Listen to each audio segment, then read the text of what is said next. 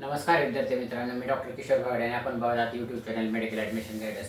या चॅनलद्वारे medical admission संदर्भात लागणारी सर्व माहिती विद्यार्थी व पालक यांच्या गरजा लक्षात घेऊन वेळोवेळी प्रसारित केली जाते. तर ह्या चॅनलला सबस्क्राईब करा, बेल आयकॉनवर क्लिक करा आणि आपल्या मित्रांना शेअर करा.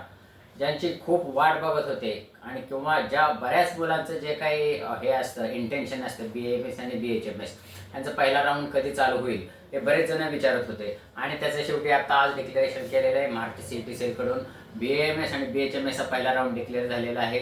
आता तुम्हाला माहितीच आहे की ऑल इंडिया कोटाचा पहिला राऊंड 5 तारखेला संपलेला आहे. म्हणजे 5 तारखेला त्यांचं हे संपलं डिक्लेरेशन आहे.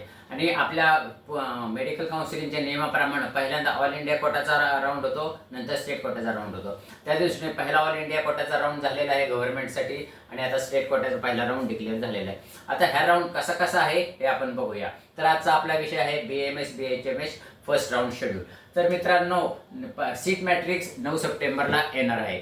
सीट मॅट्रिक्स म्हणजे काय, तर कुठल्या कॉलेजला किती जागा आहेत, BAMSच्या आणि BHMSच्या कुठल्या कॉलेजला किती जागा आहेत. परत एकदा लक्षात घ्या, हे शेड्यूल फक्त BAMS आणि BHMS साठीच आहे, फिजिओथेरपीसाठी नाही.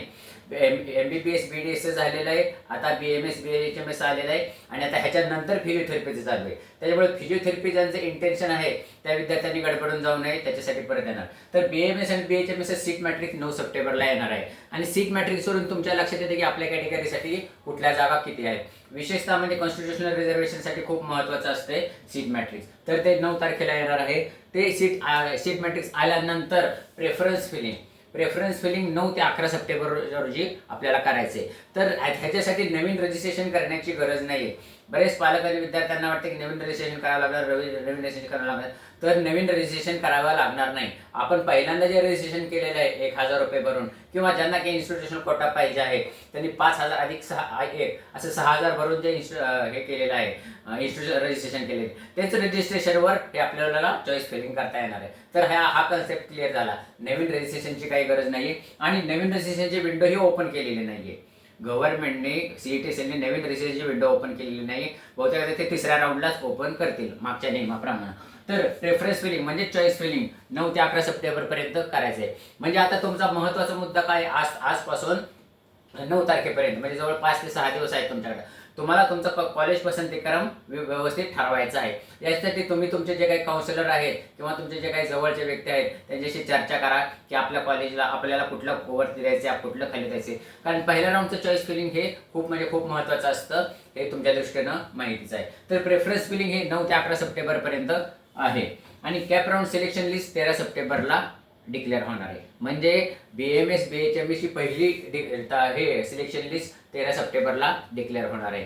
त्याच्यानंतर ज्यांना कॉलेज अलॉट झालेलं आहे त्यांना कॉलेजला जाऊन जॉईनिंग डेट किती दिलेली आहे, 14 ते 18 सप्टेंबर म्हणजे फक्त 4 दिवस दिलेले आहेत. तर ह्या दरम्यान तुम्हाला खूप अपडेट राहावं लागणार आहे. कारण 4 दिवस म्हणजे खूप कमी वेळ आहे. तुम्हाला DD काढायचा आहे. आतापर्यंत तुमचे डॉक्युमेंट पूर्ण क्लिअर केलेले पाहिजे. कारण मी डॉक्युमेंटवर आम्ही पाठीमागची पण हिस्ट्री ही दिलेली व्हिडिओ केलेला आहे, तो बघा. महत्त्वाचं म्हणजे तुमचे डॉक्युमेंटचे 5 झेरॉक्स काढून ठेवा आणि त्याच्यावर सेल्फ अटेस्टेड पाहिजे, म्हणजे विद्यार्थ्याची सही पाहिजे, बाहेरची कोणाचीही सही लागत नाही किंवा काय गरज पण नसते.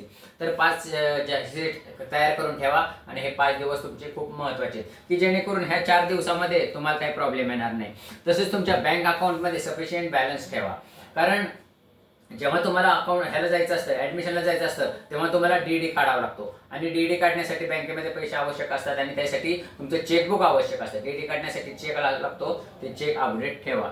तर हे फर्स्ट राऊंड शेड्यूल जे होतं BAMS आणि BHMSचं, मला वाटतं की हे तुमच्या लक्षात आलं नसेल तर पुन्हा एकदा पहा आणि विशेषतः म्हणजे डेट तुम्ही मेन्शन करून ठेवा. आता हे तुम्ही छोटी डायरी करा आणि प्रत्येक काउन्सिलिंगचे डेट मेन्शन करून ठेवा. कारण आता 4 ते 5 काउन्सिलिंग चालू राहणार आहेत. MBBS BAMS BHMS फिजिओथेरपी वेगळं, ऑल इंडिया कोटा हे वेगवेगळं चालू ठरलं. मला वाटतं की हा व्हिडिओ तुम्हाला आवडला असेल तर लाईक करा, शेअर करा आणि आपल्या मित्रांना शेअर करा. एवढं बोलून आजचा विषय थांबवतो. जय हिंद, जय महाराष्ट्र. या अशाच माहितीपूर्ण व्हिडिओसाठी हा चॅनल सबस्क्राईब करा.